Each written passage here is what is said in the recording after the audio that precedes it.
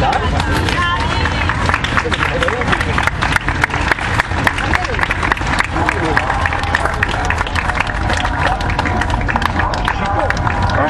quasi arrivati, amici, architetti, dovete essere orgogliosi di aver partecipato, portato questa fiaccola da Roma a Macerata.